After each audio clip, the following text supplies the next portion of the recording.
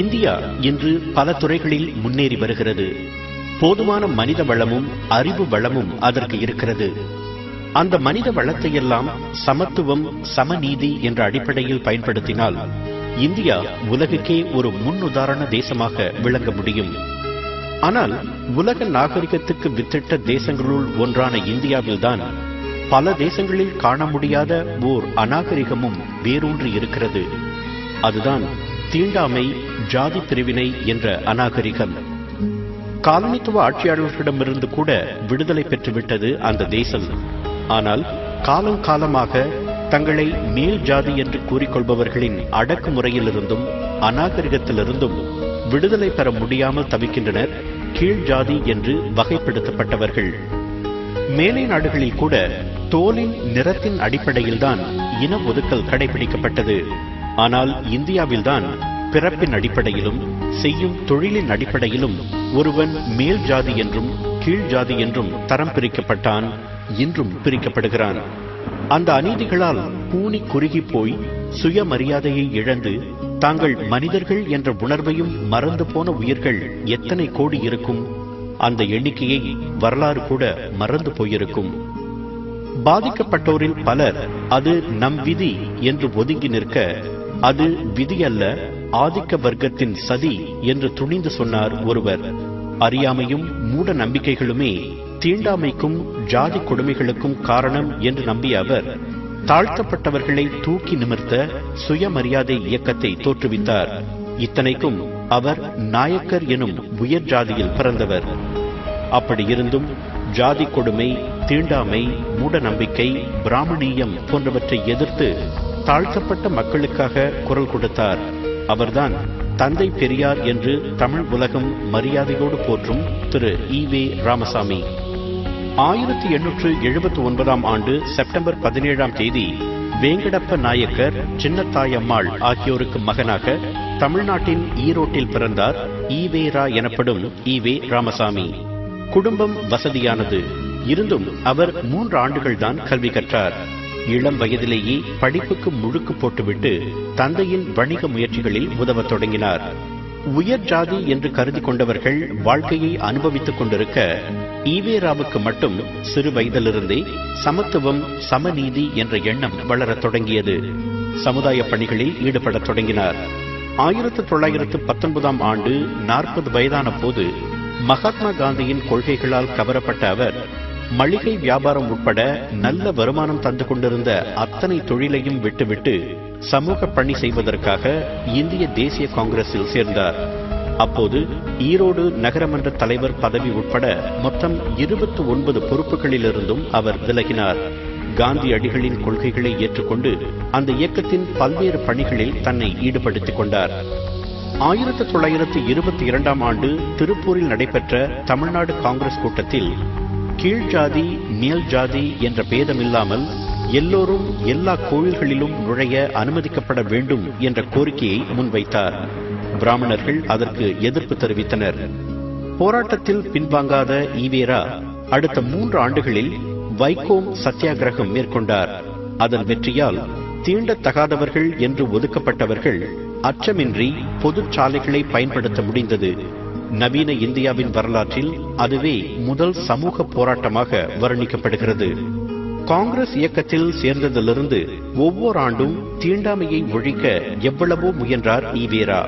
சமத்துவம் கிடைக்க வேண்டுமென்றால் பிற்படுத்தப்பட்டோருக்கு இடஒதுக்கீடு செய்யும் முறை அறிமுகமாக வேண்டும் என்று கோரிக்கை விடுத்தார். அதற்கு காந்தியடிகள் மறுப்பு தெரிவிக்கவே 1925 ஆண்டு காங்கிரசிலிருந்து விலகினார் ஈ.வே.ரா. அதே ஆண்டு அவருக்கு மிகப்பெரிய மரியாதையை பெற்றுத்தந்த சுயமரியாதை இயக்கத்தை தொடங்கினார். முன்னேற்றத்திற்கு தடைக்கல்லாக இருக்கும் மூட நம்பிக்கைகள், பழக்க வழக்கங்கள் ஆகியவற்றை தூக்கி எறியுமாறு அவர் தமிழர்களுக்கு கோரிக்கை விடுத்தார். பூசாரிகள் இல்லாமல் சுயமரியாதை திருமணம் செய்து கொள்ளுமாறு வற்புறுத்தினார். பெண்களுக்கு எல்லா துறைகளிலும் சம உரிமை வழங்கப்பட வேண்டும் என்று வலியுறுத்தினார். ஜாதி வேற்றுமை பார்க்காமல் திருமணம் செய்து கொள்ளவும், விதவைகள் மறுமணம் செய்து கொள்ளவும் ஊக்கமூட்டினார். கோவில்களில் பின்பற்றப்பட்ட தேவதாசிகள் முறையை ஒழிக்க சட்டப்பூர்வமாக ஆதரவு திரட்டினார். குழந்தைகள் திருமணத்தை வன்மையாக கண்டித்தார். அவருடைய தொடர்ந்த விடாப்பிடியான முயற்சியால் 1928ஆம் ஆண்டு அரசாங்க வேலைகளில் பிற்படுத்தப்பட்டோருக்கு இடஒதுக்கீடு செய்யும் முறையை சென்னை நிர்வாகம் அறிமுகம் செய்தது. 1937ஆம் ஆண்டு சென்னை மாநிலத்தில் ஆட்சிக்கு வந்த காங்கிரஸ் கட்சியின் தலைவரான ராஜகோபாலாச்சாரி என்ற ராஜாஜி உயர்நிலைப் பள்ளிகளில் இந்தி மொழியை கட்டாயமாக்கினார். அதனை வன்மையாக எதிர்த்த ஈவேராவின் உறுதியான தலைமையில் 1938ஆம் ஆண்டு பெரும் ஆர்ப்பாட்டம் நடைபெற்றது. அதனால் சிறையில் அடைக்கப்பட்டார் ஈவேரா. அவர் சிறையில் இருந்தபோது சென்னையில் நடைபெற்ற பெண்கள் மாநாடு ஒன்றில் ஈவேராவை இனிமேல் பெரியார் என்று அழைக்க வேண்டும் என்று முடிவெடுக்கப்பட்டது. அன்றிலிருந்துதான் ஈவேராவுக்கு பெரியார் என்ற பெயர் நிலைத்தது. சிறையிலிருந்து வந்ததும் சுதந்திர திராவிட நாடு வேண்டும் என்ற போராட்டத்தில் இறங்கினார் பெரியார். அதே நேரம் இந்தி எதிர்ப்பு போராட்டமும் தொடர்ந்தது. இறுதியில் 1940ஆம் ஆண்டு ஜனவரி 21ஆம் தேதி கட்டாய இந்தி மொழி கல்வியை மீட்டுக் கொண்டது சென்னை நிர்வாகம். பெரியாரின் தொடர் போராட்டத்திற்கு இன்னொரு வெற்றி கிடைத்தது 1941ஆம் ஆண்டு.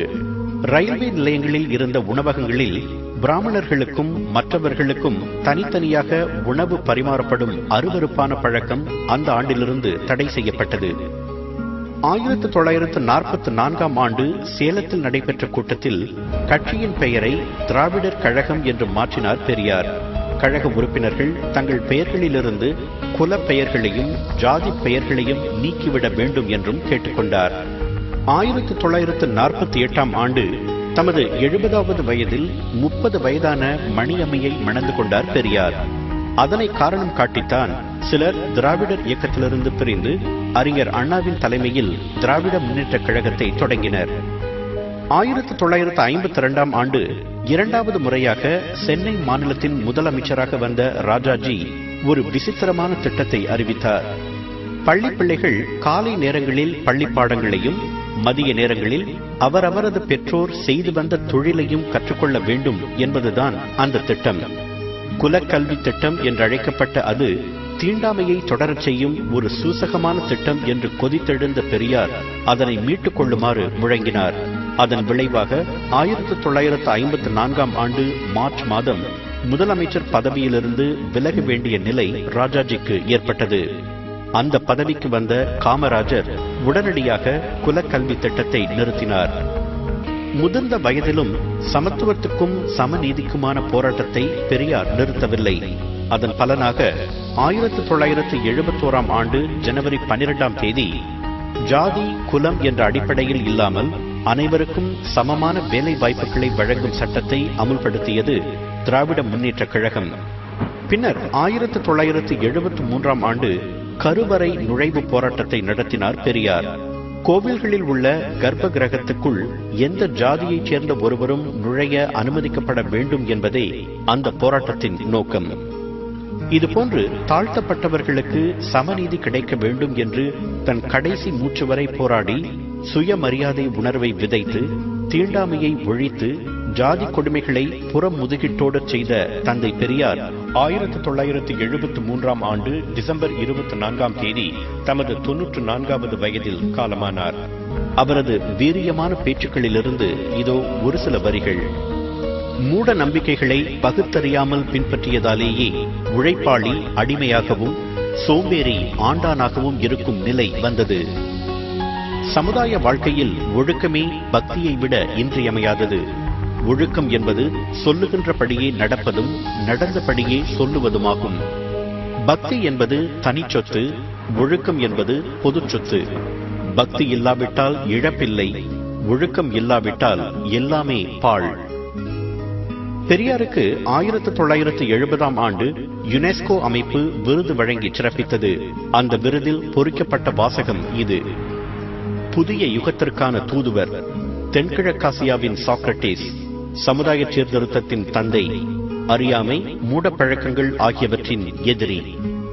அத்தனை வர்ணனைக்கும் பொருத்தமானவர் தந்தை பெரியார்.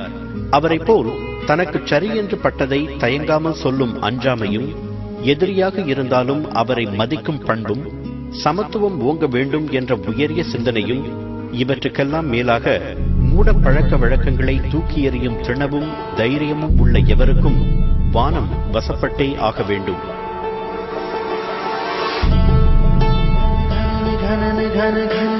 வானம் வசப்படுவேன்.